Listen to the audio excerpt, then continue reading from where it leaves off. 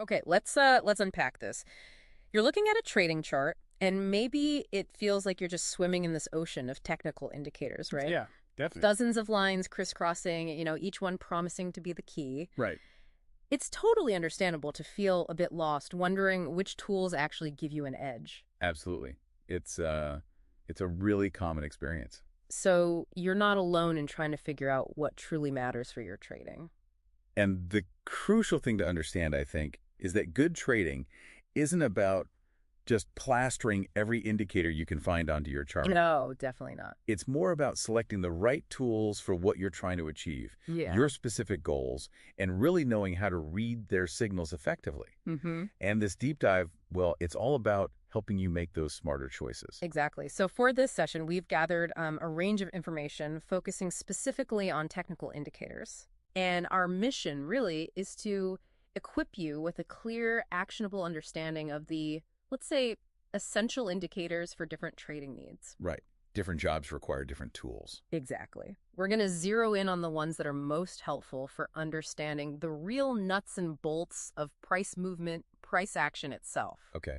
And also for getting a handle on market volatility, how jumpy things are, That inherent randomness, yeah. and for setting intelligent stop loss orders, which is crucial for protecting your capital. Absolutely vital. And finally, spotting those potential turning points in the market, the reversals. And what's interesting is, even though there are hundreds, maybe thousands of indicators out there, Oh, yeah. a lot of them are designed to address these core aspects of trading: price, volatility, stops, reversals. Right. So by focusing on these fundamental categories, you can build a really solid, adaptable toolkit for yourself. Okay, good. So let's jump straight in then. Price action. This is all about the raw movement of price on a chart. Now, while we're looking at the price itself, there are some really useful visual aids that help us make sense of that raw data, aren't there? Precisely. Think of support and resistance levels first. Okay. Think of them like historical battlegrounds on the price chart. They aren't complex calculations, really. Mm-hmm. They're just price levels, where buying or selling pressure was strong enough in the past to stop a price move or even turn it around. Right, like a memory in the market. Exactly. You can spot them by looking at previous highs and lows, those points where the market clearly changed direction, The swing points. the swing points. And when you draw horizontal lines connecting these, you create these potential zones. Okay. Zones where price might react similarly if it gets there again in the future. Right, they act almost like invisible floors and ceilings in the market. That's a great way to put it. Floors and ceilings. And when price gets near them, you kind of expect something interesting might happen. Higher probability of a reaction, yeah. Okay. Then we have candlestick patterns. Yeah. These are like individual snapshots of the price action over a specific time period, right? Exactly. The shape of the candle. Mm. The relationship between the open, high, low, and close prices for that period, it tells a story. A story about the buyers and sellers. Precisely. It gives you clues about the prevailing sentiment. Patterns like the doji, That little cross shape. yeah, indicating indecision. Yeah. Or an engulfing pattern where one candle just completely swamps the previous one. Okay. Or a pin bar with that long tail or wick showing rejection at a certain level. Mm-hmm. These can all signal potential shifts in momentum, either reversals or maybe just a continuation. Now, the really powerful thing I find is when these patterns pop up right at those key support or resistance levels we just talked about. Oh, absolutely. That adds significant weight to the signal. It's like confirmation. Exactly. The candlestick gives you the immediate buyer-seller narrative right at that critical price juncture defined by the support or resistance level. Okay. Now let's talk about moving averages. MAs. Right. So imagine taking a line and just smoothing out all the daily price wiggles over, say, the last 50 days, Okay. or maybe the last 200 days for a longer-term view. Right. That's essentially what a moving average does. It helps you visualize the underlying trend by filtering out that short-term noise. So it cuts through the clutter a bit. It does. And what's really useful is that these moving averages themselves can act as dynamic support or resistance. So not just horizontal lines, but moving ones. Exactly. In an uptrend, for example, the price might bounce off the 50-day moving average repeatedly. Okay. So they're also a great way just to confirm the general trend, direction, up, down, or sideways. Okay, so moving averages give us a clearer view of the trend. Got it. Now, Fibonacci retracement, that sounds a bit more mathematical. It does have a mathematical basis, yeah, but the application in trading is quite practical. Okay. It's based on these ratios, Hmm. 38.2%, 50%, 51.8% of the ones most traders watch. Right, the Fibonacci sequence numbers. Exactly. And these ratios appear in nature, but in trading, when you apply these levels to a significant price swing, say, from a recent low point up to a recent high point, Mm-hmm. these percentage levels can mark potential areas where the price might pull back to, pause, or even reverse. Like the market taking a breather. Yeah, think of it like that. A breather after a big move before maybe continuing in the original direction. Okay. And the power of Fibonacci often comes from confluence. Confluence means. Meaning when a Fibonacci level lines up with, say, a horizontal support level or maybe a moving average. Ah, so multiple signals pointing to the same spot. Exactly. Yeah. It gives you more reason to expect some kind of reaction at that particular price. Interesting. Okay. And the last piece of our price action puzzle here is volume. Right. It's not usually a line on the price chart itself, but those bars often shown at the bottom. Exactly. Volume tells you how much trading activity is actually happening. It provides crucial context for the price movements you see. Well, a significant price move, like a big jump up that happens on really high volume, suggests there's strong conviction behind that move. Okay. Like lots of people are participating. Right. It helps you have more confidence maybe in a breakout above resistance or a breakdown below support if the volume confirms it. And low volume. If you see price making a move, but the volume is really low, that move might be less reliable, almost like it doesn't have much broad support. Okay. And also, a sudden spike in volume can sometimes help confirm a potential reversal point. Ah, If the price starts moving against the trend and suddenly you see a big surge in volume, that could signal a genuine shift in market sentiment is underway. got it. Very useful context. Okay, so those are some key indicators for getting a better handle on price action itself. Yeah, the basic building blocks. Now, let's shift gears and talk about the markets. Well, it's temperament. The wild swings volatility. How do we actually measure that on a chart? Right. So volatility indicators, they're designed specifically to quantify the size of those price fluctuations. How big are the swings? Okay. The average true range, or ATR, is a really popular and useful one for this. ATR. Okay. It doesn't really care if the price is going up or down. It simply measures the average range, typically the distance between the high and low prices over a specific period. So how much it typically moves in a day, for example. Exactly. Yeah. A high ATR value tells you that the price is making big moves recently, high volatility. A low ATR indicates things have been relatively calm. And why is that useful? Well, it's incredibly valuable for setting stop-loss orders. For one thing, you want your stop to be appropriate for the current market environment. Ah, right. ATR gives you an idea of the typical daily or weekly noise or movement of that particular asset. That makes perfect sense. You wouldn't want a super tight stop if the thing normally jumps around a lot each day, right? Precisely. You'd likely get stopped out too easily. Okay. What about Bollinger Bands? They always look like the price is sort of bouncing around inside a channel. That's a great visual for them. Bollinger Bands are basically a moving average in the middle, with two bands plotted above and below it. These bands are typically set a certain number of standard deviations away from that central moving average. Standard deviations. Okay. Okay, that's a statistical measure of spread. Exactly. It measures how spread out the price data is from its average. Mhm. So when the bands are narrow, squeezed together, Uh-huh. it suggests prices haven't been moving much lately, low volatility. And that squeeze can sometimes precede a big breakout move. Interesting, like pressure building up. Kind of, yeah. And when the bands are wide apart, that indicates high volatility, big price swings are happening. Okay. Also, another way people use them is looking at the price relative to the bands. When price touches or briefly goes outside the upper band, Yeah. some traders might see that as potentially overbought, suggesting a possible pullback or reversal. And the opposite for the lower band, potentially oversold. So they give clues about volatility and potential oversold levels. They can, yes. Though like all indicators, confirmation is usually a good idea. Right. Okay. And then there's the volatility index, the VIX. I hear that mentioned a lot, especially regarding the overall stock market. Yes, the VIX is a bit different. It's primarily used to gauge the expected volatility of the S&P 500 index over the next 30 days. Expected volatility. How does it know? It's calculated based on the prices of S&P 500 options contracts.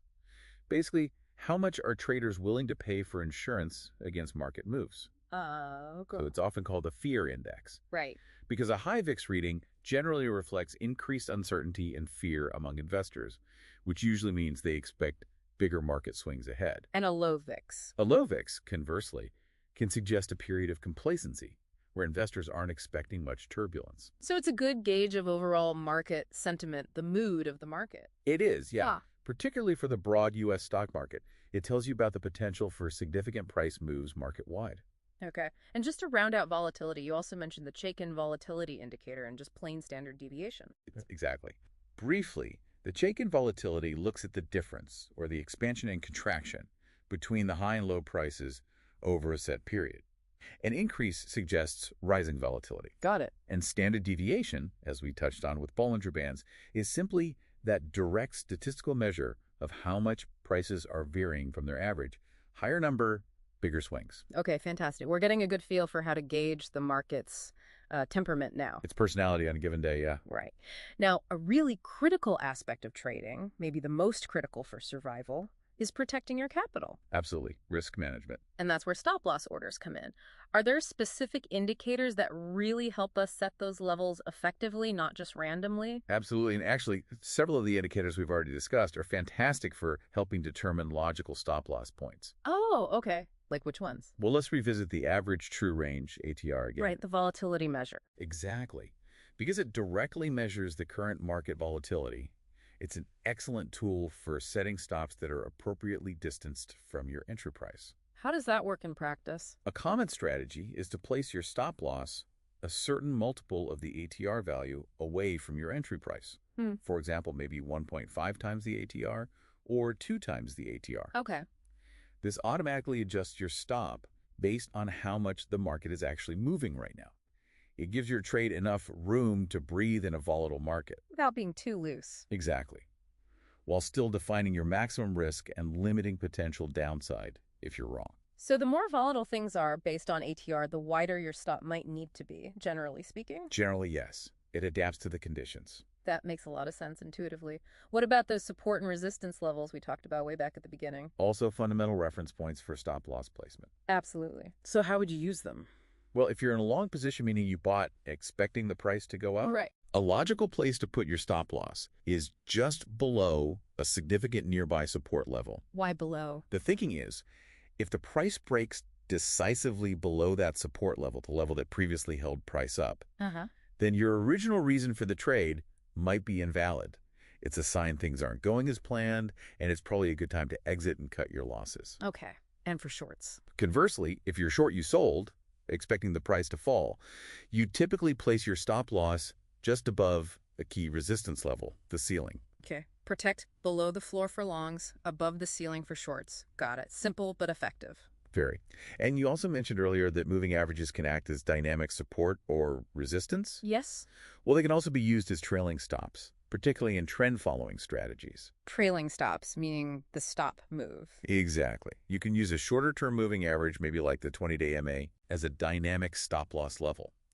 As the price moves favorably in your direction, up for a long, down for a short, you manually or automatically adjust your stop-loss to just below for longs, or just above for shorts, that moving average. Ah, so you're locking in profits as the trend continues. Precisely. It allows you to stay in the trade as long as the trend remains intact, according to that moving average, while automatically tightening your stop to protect profits. That's a clever way to manage risk dynamically as the trade unfolds. It can be very effective in strong trends. Okay. Now, parabolic SAR, that's the one that looks like a dotted line that kind of hugs the price action, either below or above. It does, yeah. Parabolic SAR actually stands for stop in reverse. Stop in reverse, okay. It plots these little dots either above or below the price candles. When the dots are below the price, it's generally considered an uptrend. And when the dots flip to be above the price, it suggests a downtrend might be starting. So how does that help with stops? Well, the SAR dots themselves can be used as a trailing stop level. As the trend progresses, the SAR dots move closer and closer to the price. Okay. If the price actually crosses the SAR level, say in an uptrend, price falls below the SAR dot, it can be interpreted as a signal that the trend might be reversing. And a potential exit signal? Exactly. It's a signal to consider exiting your trade, or at least tightening your stop considerably. So those dots act like a dynamic stop that follows the price, but also gives you an early heads up about a potential change in direction when it flips sides. That's a good summary. Yes, it Yeah. serves both functions. Interesting. You also briefly mentioned the chandelier exit and channel indicators like Donchian channels. Are they common for stops? They are used, yes. The chandelier exit is a type of trailing stop that actually combines the ATR concept with recent price extremes. Okay. It essentially sets a stop-loss level, a certain ATR multiple, away from the highest highs for shorts, or lowest low for longs, over a recent period. It hangs down from the highs like a chandelier. Got it. And channels. Channel indicators, like Donchian channels, which simply plot the absolute highest high and lowest low over, say, the last 20 periods, Uh-huh. can also help define potential stop-loss levels just outside the recent range of price movement.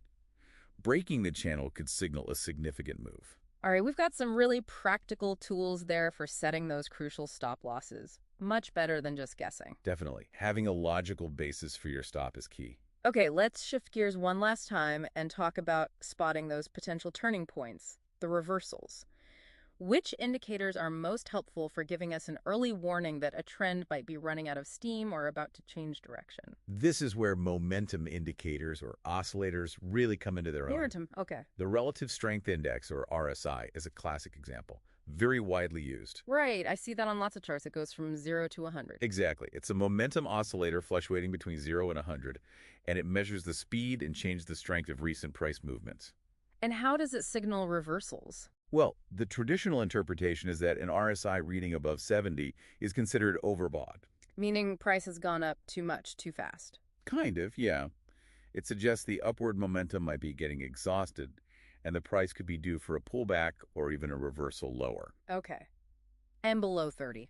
Below 30 is traditionally considered oversold, hinting that the price might have fallen too far, too fast, and could be due for a bounce or reversal higher. But it's not always that simple, is it? Price can stay overbought for a while. Absolutely. That's why looking for divergence is particularly powerful with RSI. Divergence. We mentioned that briefly before. Tell me more. Divergence happens when the price action is telling one story, but the RSI indicator is telling a different story. Like they disagree. Exactly. For Okay. example, the price might be making new higher highs. Okay, that's bullish. But at the same time, the RSI is failing to make new higher highs. It's making lower highs instead. That disagreement, that bearish divergence, can be a strong signal that the underlying upward momentum is weakening, even though the price is still inching up. It warns that a reversal lower might be coming. And bullish divergence. The opposite. Price makes lower lows, but the RSI makes higher lows. Suggests downward momentum is fading, potential reversal up. Okay, so divergence is like the indicator giving you an early warning, a red flag, even if the price chart itself hasn't turned yet. That's a great way to think about it. It's often an early warning sign. Okay. What about the stochastic oscillator? It sounds like it might do something similar, measuring momentum. It does, yes. The stochastic oscillator is another momentum indicator, also typically operating on that 0 to 100 scale. Okay. But instead of focusing directly on the magnitude of price changes like RSI, it compares the closing price of an asset to its price range over a specific period. Its range, high to low. Exactly. Where did it close within its recent high-low range? Yep. Readings above 80 are generally considered overbought, Like RSI 70. and below 20 are considered oversold, again suggesting potential for reversals. Okay. And are there specific signals within the stochastic? Yes, many traders look for the two lines within the stochastic, the preceded K line and the preceded line, which is a smooth version of preceded K. Uh-huh. They look for the faster preceded K line crossing above the slower preceded line when the indicator is in that oversold territory below 20 as a potential buy signal. And crossing below for a sell. Crossing below the preceded line when it's in overbought territory above 80 is seen as a potential sell or short signal. But again, probably best to look for confirmation. Absolutely. It's often a good idea to confirm these oscillator signals with the actual price action, or see if they occur near key support or resistance levels. Okay, so both RSI and stochastics help identify potentially overextended market conditions. Got it. Now, MASCD, that stands for Moving Average Convergence Divergence. That sounds quite technical again. It does have a technical sounding name, yeah, but the core concept is actually quite intuitive, building on moving averages. Okay. The MACD basically looks at the relationship between two different exponential moving averages of the price. Convergence and divergence of moving averages? Exactly. It consists of the MACD line itself, a signal line, which is just a moving average of the MACD line, and usually a histogram. The histogram shows the difference between the two lines. That's right. It visually represents the distance between the MACD line and its signal line. Crossovers are key signals here. Crossovers. When the MACD line crosses above the signal line, it's often seen as a bullish signal, suggesting momentum is shifting upwards. And below is bearish. Below is generally bearish, suggesting momentum is shifting downwards. Okay. And can MACD show divergence too? Yes, absolutely. And just like with RSI and stochastics, divergence between the MACD indicator, either the lines or the histogram, and the price action can be a significant early warning sign of a potential trend reversal. So divergence seems to be a really important concept across multiple momentum indicators when you're trying to anticipate market turns. It really is. It's one of the more reliable, though not foolproof, signals that a trend might be weakening. Okay. What about those Bollinger Bands again? You mentioned earlier they could give clues about reversals when price hits the bands. Yes, they can play a role here too. While primarily a volatility indicator, think about it. When the price in a strong uptrend stretches way up to touch or even pokes slightly above the upper Bollinger Band, it can sometimes suggest that the upward move is becoming statistically extreme, maybe overextended. So potentially unsustainable? Potentially, yes.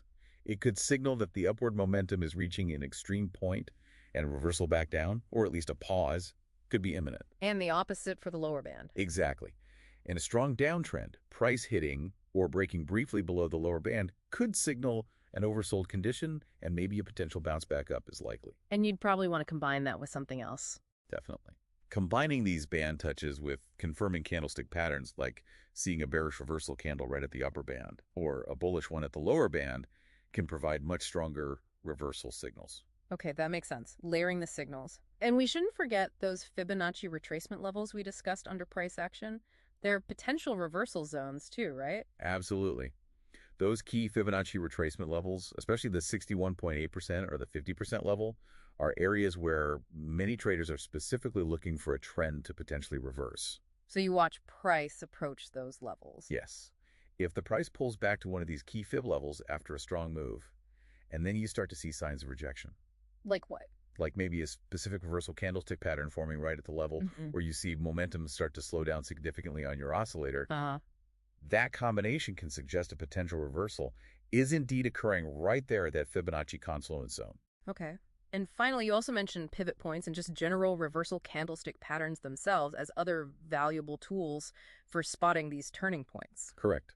Pivot points are calculated levels based on the previous days or weeks, etc., high, low, and closing prices. They generate potential support and resistance levels for the current period where reversals might happen. So they're pre-calculated levels to watch. Exactly. And of course, individual candlestick patterns that signal reversals, things like spinning tops showing indecision, or those powerful engulfing candles we mentioned earlier, or hammer patterns, these can be powerful visual clues on their own, especially at key levels. Okay, wow. That's a really comprehensive look at a lot of different indicators for different purposes. It is a lot to take in, yeah. So after covering all that, what's the single most important thing for you, the listener, to remember from all of this? I think the most crucial takeaway, honestly, is that no single technical indicator is a magic bullet or a crystal ball. Right. No guarantees. No guarantees. They all have strengths, but they also have weaknesses and limitations. They can give false signals. So what's the best approach then? It's generally best practice to use indicators in combination with each other. Look for confirmation between different types of indicators. Okay. And always interpret them within the broader context. What's the overall market doing? What's the major trend? And what is the raw price action itself telling you? Don't rely on an indicator in isolation. That makes sense. Context is key. Absolutely. Also, remember that the best indicators for you will really depend on your individual trading style. Like, are you a day trader or a long-term investor? Exactly. Your time horizon matters hugely, and the specific trading strategy you're trying to implement. What works well for a scalper on a 1-minute chart might be totally irrelevant for a position trader looking at weekly charts. Right. It's about finding the right tools for your specific job, for your toolbox. Precisely. Your personal toolkit. So what's some actionable advice you'd give to someone listening who's trying to navigate this, maybe feeling a bit overwhelmed still? Well, first, I would strongly encourage you to clearly define your trading goals first. What are you primarily trying to achieve with indicators? Okay. Are you mainly trying to understand the immediate price movement? Then maybe focus first on really mastering support and resistance candlestick patterns, and volume analysis. Right, the price action stuff. Exactly. Yeah. If you're more concerned with identifying periods of high or low volatility, maybe because it affects your strategy or risk, Mm-hmm. then really delve into understanding the ATR and Bollinger Bands and how they behave. Okay. If your main priority is setting effective non-random stop losses, then experiment with those ATR-based stops or using moving averages as dynamic or trailing stops. Makes sense. And if you're actively looking for potential trend reversals, maybe trying to catch tops or bottoms, Yeah. then explore the RSI, the stochastic, maybe the MACD, and really learn to recognize those divergence patterns we talked about. So focus on the category that matches your immediate need. Yes. And a really effective approach often is to choose just 2 or 3 indicators that complement each other well. Maybe one trend indicator, one momentum indicator, and volume, for example. Don't overcomplicate it. Exactly. Find a combination that gives you different perspectives on the market without creating analysis paralysis. Good point. And what about settings? Do the default settings always work? Not necessarily. Remember to adjust the settings of these indicators, like the look-back periods, the number of days for a moving average or RSI, to align with your specific trading time frame. Ah, right. A 14-day RSI might behave differently on a daily chart versus a 5-minute chart? Completely differently, yes. So you need to tailor the settings to the time frame you are actually trading on. Experiment and see what works for that time frame and that asset. Okay. And amidst all this talk of indicators, the fundamental rules of responsible trading still absolutely apply, right? They don't go away. Oh, without a doubt. That's paramount. No matter which fancy indicators you decide to use, sound risk management is absolutely non-negotiable. The meaning. Meaning, always use stop-loss orders on every single trade to define your risk beforehand. And ensure you're using appropriate position sizing relative to your account size so that no single loss can cripple you. Right. Don't bet the farm on one indicator signal. Never. Indicators can provide valuable insights. They can help you make more informed decisions, increase probabilities perhaps, but they absolutely do not eliminate the inherent risks involved in trading. Crucial reminder. Okay. So, to maybe leave you, the listener, with a final thought to chew on, Yeah. now that you have hopefully a deeper understanding of these individual indicators and the different jobs they do, understanding price, Yeah. gauging volatility, setting stops, spotting reversals, how might you strategically combine, say, 2 or 3 of these tools? How could you put them together to gain a more comprehensive, maybe a more robust, and potentially a more reliable view of what the market is doing, and ultimately use that combination to improve your trading decisions? That's the real art, isn't it? Finding that synergy. It is. So that's the question I encourage you to really consider as you continue to explore these tools and learn what works best for you.